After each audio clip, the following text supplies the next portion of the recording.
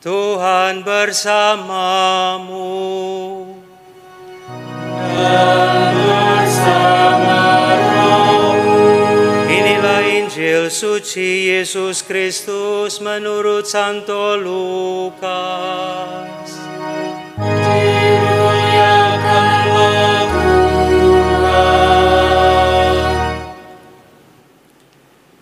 Sekali peristiwa Tuhan menunjuk 70 murid yang lain. Ia lalu mengutus mereka berdua-dua mendahuluinya ke setiap kota dan tempat yang hendak dikunjunginya. Katanya kepada mereka, "Tuaian memang banyak, tetapi pekerja sedikit. Sebab itu mintalah kepada Tuan pemilik tuaian, agar ia mengirimkan pekerja-pekerja ke tuaian itu. Pergilah, sesungguhnya aku mengutus kamu, seperti anak domba ke tengah-tengah serigala. Janganlah membawa pundi-pundi atau kantong perbekalan atau kasut, dan janganlah memberi salam kepada siapapun selama dalam perjalanan. Kalau kamu memasuki satu rumah, katakanlah lebih dahulu, 'Damai bagi rumah ini.' Jika di situ ada orang yang layak menerima damai, maka salammu itu akan tinggal padanya. Tetapi jika tidak, salammu itu kembali kepadamu. Tinggallah dalam rumah itu, makan dan minumlah apa yang diberikan kepadamu, sebab seorang pekerja patut mendapat upahnya. Janganlah berpindah-pindah rumah. Jika kamu masuk ke dalam sebuah kota dan diterima di situ, makanlah apa yang dihidangkan kepadamu, dan sembuhkanlah orang-orang sakit yang ada di situ. Dan katakanlah kepada mereka, kerajaan Allah sudah dekat padamu. Tetapi jika kamu masuk ke dalam sebuah kota dan kamu tidak diterima di situ, pergilah ke jalan-jalan kota itu dan serukanlah juga debu kotamu yang melekat pada kaki kami kebaskan di depanmu. Tetapi ketahuilah ini, kerajaan Allah sudah dekat. Aku berkata kepadamu, pada hari itu Sodom akan lebih ringan tanggungannya daripada kota itu." Sesudah menyelesaikan perutusannya, ke-70 murid itu kembali dengan gembira dan berkata, "Tuhan, setan-setan pun takluk kepada kami demi nama-Mu." Lalu kata Yesus kepada mereka, "Aku melihat iblis jatuh seperti kilat dari langit. Sesungguhnya aku telah memberi kamu kuasa untuk menginjak-injak ular dan kalajengking, dan kuasa untuk menahan kekuatan musuh, sehingga tidak ada yang akan membahayakan kamu. Namun demikian, janganlah bersukacita karena roh-roh itu takluk kepadamu, tetapi bersukacitalah karena namamu ada terdaftar di surga." Demikianlah sabda Tuhan. Terpujilah Kristus.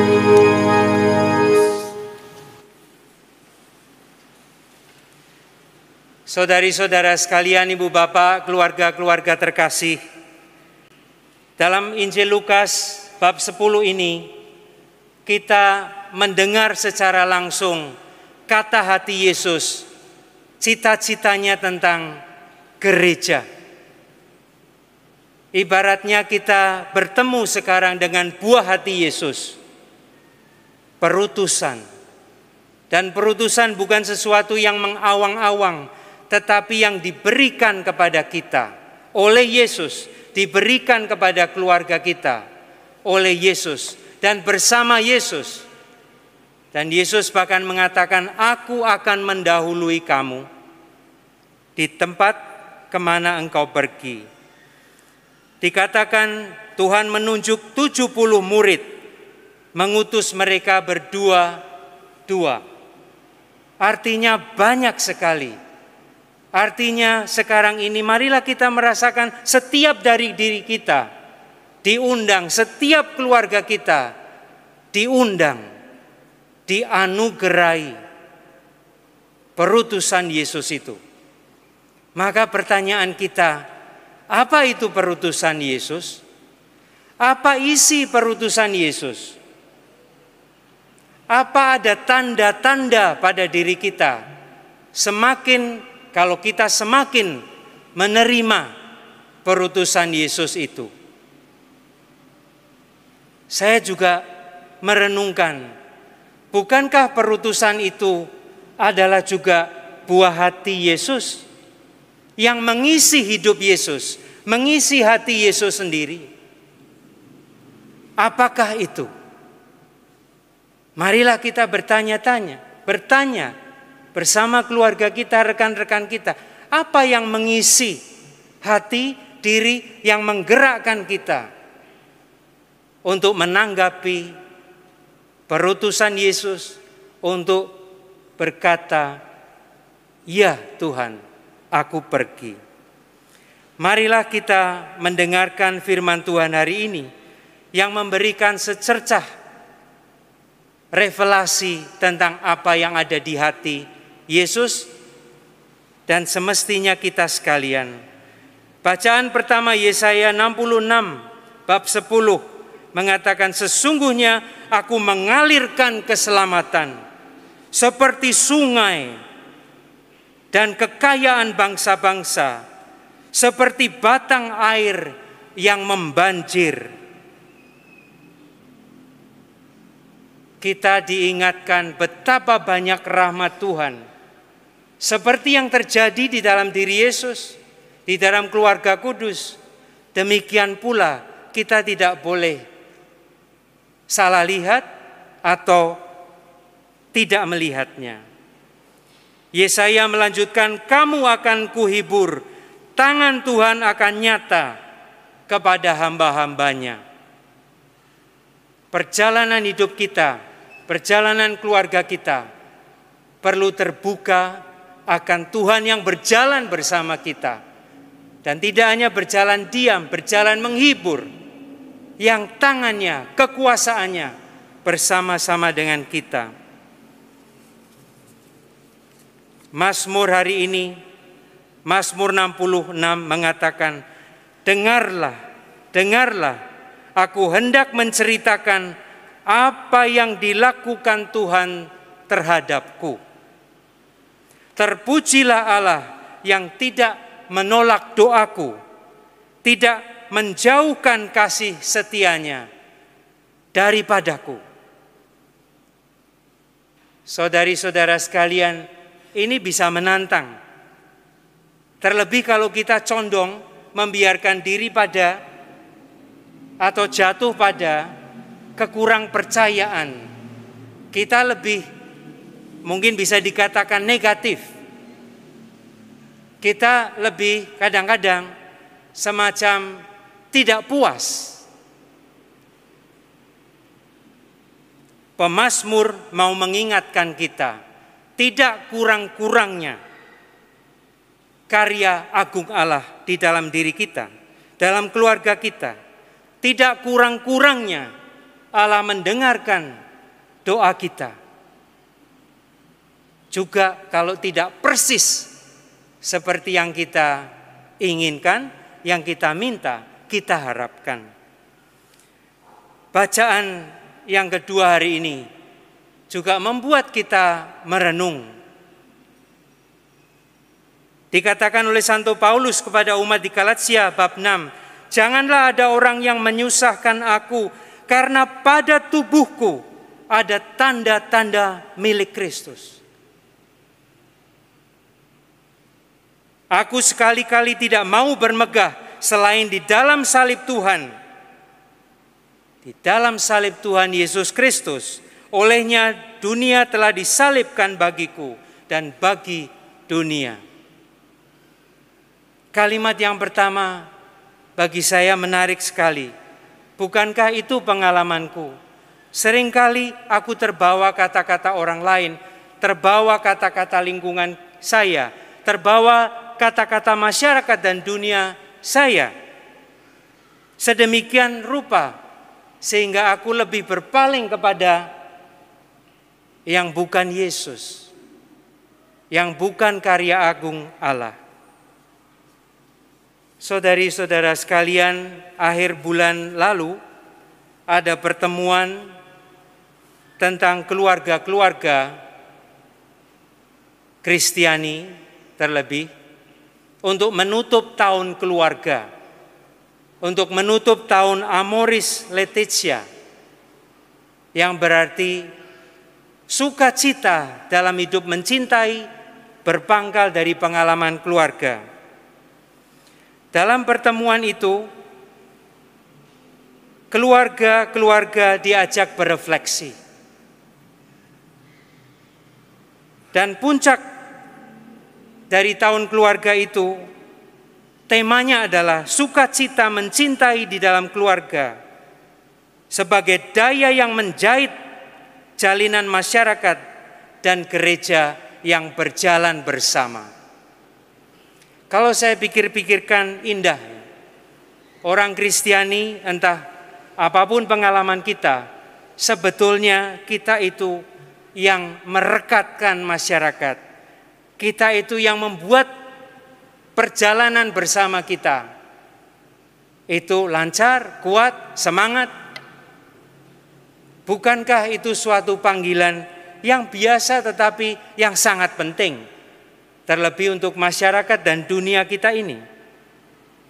Saya ingat ketika di awal masa COVID ini, pandemi, maka hari ini saya agak terkejut karena sedemikian banyak kita bisa kumpul. Saat-saat awal ketika kita mulai belajar misa online, pada waktu itu ada foto viral, ada HP diselipkan di jendela rumah Romo-Romo. Romo kepala mulai melihat ada HP diselipkan di rumah Romo-Romo itu. Ternyata diamati dan mulai difoto saat Romo-Romo kumpul melakukan misa. Pada waktu itu tentu saja tidak ada misa. Semua ditutup, gereja ditutup. Kita mungkin masih ingat. Sementara kita ini pelan-pelan membukanya kembali. Lalu Romo itu mencari milik siapa HP itu. Mengapa seakan-akan ingin melihat apa yang terjadi di dalam misa. Ternyata HP itu milik seorang suami yang istrinya sakit kena COVID, isolasi total. Dan suami itu keluarga biasa ingin menghibur istrinya dengan misa. Suami itu seakan-akan mau mengingatkan kita tetap satu keluarga. Entah isolasi yang memisah-misahkan kita, entah suatu saat kita bisa bersama lagi. Dan perekatnya adalah, kekuatannya adalah Ekaristi. Saudari-saudara sekalian, Yesus juga mengatakan, dapatkah sahabat-sahabat mempelai laki-laki berduka cita selama ia bersama dengan mereka? Sang suami tadi sepertinya di luar daya kekuatannya karena harus dipisah dari istri, mengatakan kita mesti tetap bisa berdiri dengan harapan dan sukacita. Seakan-akan suami itu menjadi utusan Tuhan, mau mengatakan inilah Allah sumber sukacita kita. Maka menarik sekali, baru saja kita mendapat dokumen tentang liturgi yang baru, yang paling baru dari minggu lalu. Judulnya adalah Aku Sangat Rindu. Saudari-saudara sekalian, marilah kita sekali lagi merenungkan inti, isi dari perutusan kita itu. Untuk menemukan sebetulnya Tuhan yang lebih dahulu mencurahkan sedemikian banyak hal. Semoga kita bisa menerima dan membagikannya. Sebetulnya Tuhan mengisi dengan kerinduannya. Tadi, judul tadi, aku sangat rindu, itu diambil dari Injil Lukas 22 ayat 15. Konteksnya adalah kalimatnya berbunyi demikian. Aku sangat rindu makan Paskah ini bersama-sama dengan kamu. Saudari-saudara sekalian, marilah kita merenungkan lebih lanjut supaya ekaristi kita ini tidak hanya menjadi ekaristi yang lazim, semua menjadi normal kembali seperti semula, tetapi seperti yang ada di pemikiran perutusan sang suami tadi, supaya istrinya bahagia karena Tuhan, rahmat Tuhan, karena Yesus yang mengutus. Maka Santo Paulus juga mengatakan, Santo Petrus yang kedua, bab 1 ayat 10, berusahalah sungguh-sungguh supaya panggilanmu sebagai orang pilihan semakin teguh. Sebab dengan demikian kamu tidak akan jatuh. Amin.